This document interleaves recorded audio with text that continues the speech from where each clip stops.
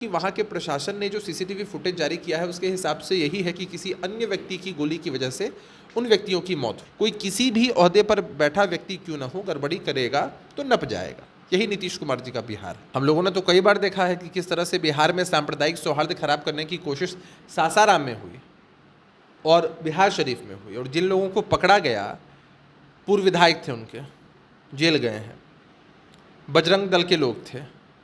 तो भाई सामने तथ्य आ जाते हैं और ये अनाप शनाप अनर्गल प्रलाप करते हैं ताकि जनता का ध्यान भटका सके। अगर विजय सिन्हा जी में नैतिकता है और आला कमान से आंख में आंख मिलाकर बोलने की क्षमता है तो मणिपुर पर क्यों नहीं बोलते? बिहार के कटिहार में पुलिस प्रशासन द्वारा जब गोली चलाई गई, जिसमें 2 लोगों की मौत हो गई और एक की हालत अभी भी नाजुक बताई जा रही है, जिसके बाद से लगातार जो विपक्ष है वो सरकार पर हमलावर है और कह रहे हैं कि प्रशासन जिस तरीके से पहले लाठीचार्ज किया जाता था, तो अब लाठीचार्ज के बदले गोली भी दागने पर उतर आई है। और एक वीडियो वायरल हो रहा है जिसमें ये देखा जा रहा है कि पुलिस वाले जो है निशाना करके फायरिंग कर रहे हैं। हमारे साथ इसी मुद्दे पर बातचीत करेंगे जेडीयू के प्रवक्ता हैं अभिषेक झा जी।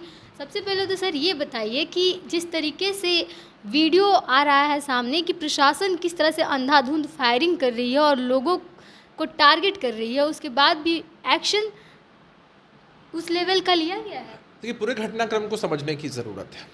वहाँ बिजली आपूर्ति को लेकर, लो वोल्टेज की समस्या को लेकर बारसोई में लोग अपना प्रदर्शन कर रहे थे।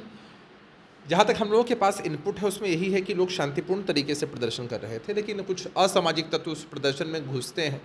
प्रदर्शन उग्र होता है, तोड़फोड़ होती है, सरकारी महकमे के जो लोग हैं वो भी चोटिल होते हैं। सबकी तस्वीरें सामने हैं। जवाबी कार्रवाई की जाती है, पुलिस की तरफ से स्थितियों को नियंत्रित करने की कोशिश होती है। देखिए, मृत्यु किसी की भी हो, किसी भी कारण से हो, दुर्भाग्यपूर्ण है। हमारी संवेदनाएं पीड़ित परिवार के साथ है। सरकार हर संभव मदद करेगी, लेकिन आपने देखा है कि वहाँ के प्रशासन ने जो सीसीटीवी फुटेज जारी किया है उसके हिसाब से यही है कि किसी अन्य व्यक्ति की गोली की वजह से उन व्यक्तियों की मौत हुई है। दूसरे सीसीटीवी फुटेज की भी चर्चा हो रही है। तो हम लोग जिस नीति पर काम करते हैं वो यही है कि अगर प्रशासनिक महकमे की तरफ से चूक होती है, नियमों का उल्लंघन करके भीड़ को नियंत्रित करने की कोशिश होती है, तो निश्चित रूप से कार्रवाई होगी। कोई किसी भी ओहदे पर बैठा व्यक्ति क्यों न हो, गड़बड़ी करेगा तो नप जाएगा। यही नीतीश कुमार जी का बिहार है और अनुसंधान चल ही रहा है। अब ताज्जुब हमें इस बात का है कि जो लो वोल्टेज की समस्या को लेकर जो प्रदर्शन हो रहा था उसे तो 25 तारीख को ही दूर कर लिया गया था, और बिजली आपूर्ति की जहाँ तक बात थी 25 तारीख को भी मात्र 1 घंटा 23 मिनट वहाँ बिजली कटी है। लेकिन उसके बावजूद क्यों लोगों का प्रदर्शन हुआ, दुर्भाग्यपूर्ण हादसा क्यों हुआ, ये सारी चीज़ें समझने की ज़रूरत है। अनुसंधान चल रहा है और आने वाले समय में स्थितियां जरूर स्पष्ट होंगी। लोगों का कहना है, कटिहार के जो लोग प्रदर्शन करने गए थे, कि स्मार्ट मीटर जो लगाया गया है उसमें एक तरह से धांधली देखी जा रही है कि लोग रिचार्ज करवा रहे हैं, उसके बावजूद भी वो ज़्यादा बिजली आपूर्ति नहीं कर रहे हैं और तुरंत के तुरंत उनका बिजली ख़त्म, जो रिचार्ज वो करवा रहे हैं फिर ख़त्म हो जा रहा है, जिस वजह से लोगों में गुस्सा था। और 1 हफ्ते पहले प्रशासन को उन्होंने ये सूचना दे दी थी कि वो लोग प्रोटेस्ट करने वाले थे, बावजूद उसके हज़ारों की भीड़ में सिर्फ 10 पुलिसकर्मी वहाँ पे तैनात थे। मैंने वही कहा ना कि ये तो डिपार्टमेंट का मसला है कि कहाँ गड़बड़ियाँ हैं, कंप्लेंट जाएगी, कंप्लेंट पर कार्रवाई होगी नहीं होगी। लोगों को अधिकार है शांतिपूर्ण तरीके से अपना आंदोलन करने का। स्थितियाँ बिगड़ी, अब किन लोगों की वजह से बिगड़ी, क्या हुआ नहीं हुआ, सब अनुसंधान में है और अनुसंधान के बाद दोषी लोगों पर कार्रवाई ज़रूर होगी। कल विजय सिन्हा प्रेस कॉन्फ्रेंस किए थे, वो कह रहे थे कि पूर्णिया में भी एक तरह से वहाँ पे भी ऐसा नज़ारा देखा गया जहाँ पर पुलिस जो है एक तरह से लाठीचार्ज की। फिर दरभंगा का मामला देख लीजिए, तो कह रहे हैं कि जेडीयू के एक बड़े नेता है जिनकी संलिप्तता है, फिर चाहे वो कटिहार का मामला हो या फिर दरभंगा का या फिर पूर्णिया का, सब एक नेता के इशारे पे हो रहा है और वो जेडीयू के एक बड़े नेता हैं। तो नाम लेने से क्यों हिचकिचाते हैं? हम लोगों ने तो कई बार देखा है कि किस तरह से बिहार में सांप्रदायिक सौहार्द खराब करने की कोशिश सासाराम में हुई और बिहार शरीफ में हुई, और जिन लोगों को पकड़ा गया पूर्व विधायक थे, उनके जेल गए हैं, बजरंग दल के लोग थे।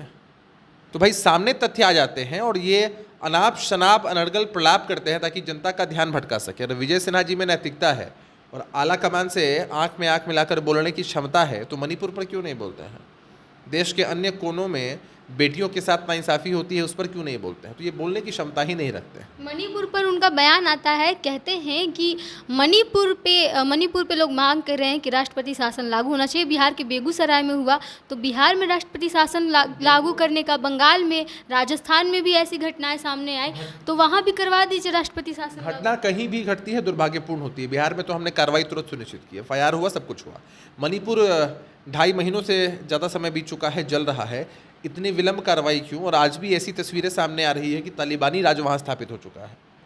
तो आप के अंदर क्षमता ही नहीं है और आप कंपेयर कर रहे हैं ऐसी घटनाओं को, सर फूटने को मृत्यु से कंपेयर कर रहे हैं, तो करिए। जहाँ पर दरभंगा में जो कटिहार में जो पीड़ित परिवार है, उससे मिलने के लिए कोई पहुंचा सत्ता पक्ष की तरफ से? हम लोग मार्केटिंग करने में विश्वास नहीं रखते हैं। सरकार ने कहा है, मैं आपको भरोसे के साथ कह रहा हूँ कि सरकार हर संभव मदद करेगी और लगातार हमारे लोग उनके संपर्क में हैं। पहले एसपी की तरफ से कहा गया था कि जिन लोगों ने फायरिंग की थी उन पर कार्रवाई होगी, उन्हें सस्पेंड किया जाएगा। तो क्या नियमों का उल्लंघन करके अगर प्रशासनिक महकमे की तरफ से लोग करते हैं, अनुसंधान चल रहा है ना, आप देखिएगा कार्रवाई सुनिश्चित होगी। चलिए, तो अनुसंधान चल रहा है, कार्रवाई होगी, जो दोषी पाए जाएंगे उन पर। इनका कहना था सत्ता पक्ष की तरफ से लगातार ये कहा जा रहा है कि हम लोग कार्रवाई कर रहे हैं, लेकिन वहीं विपक्ष की बात करें तो विजय सिन्हा खुद वहाँ पहुँचे थे जहाँ जहाँ पर ऐसी घटनाएं हुई, और वो आकर के प्रेस कॉन्फ्रेंस करते हैं और कहते हैं कि सारा जो मामला है उसमें संलिप्तता एक जेडीयू नेता की है और वो एक बड़े नेता हैं, और यही सब वो करवा रहे हैं, उनकी संलिप्तता है, और इसीलिए अपराधी जो है वो बेलगाम है, क्योंकि सरकार के लोग ही इसमें इन्वॉल्व रह रहे हैं। फिलहाल इस पर आपकी क्या प्रतिक्रिया है, मैं कमेंट बॉक्स में ज़रूर बताइएगा। तब तक के लिए बने रहिए हमारे साथ, देखते दो बिहार प्रोजेक्ट। मैं आपके साथ प्रिया, बहुत बहुत धन्यवाद।